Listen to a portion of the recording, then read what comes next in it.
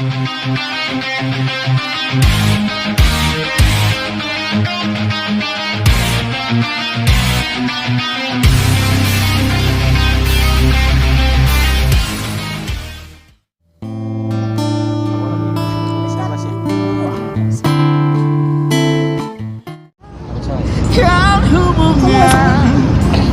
rasa sayang kamu dan cinta kamu hanya sekadar.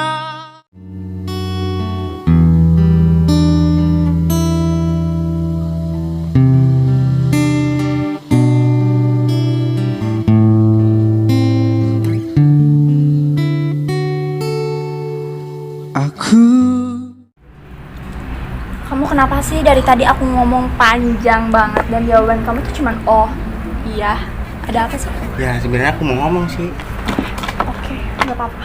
Ya udah aku mau pamit dulu ya. Coba tanyakan lagi pada hati. Kamu mau nggak jadi pacar aku? Seperti yang sudah kamu ketahui perasaanku.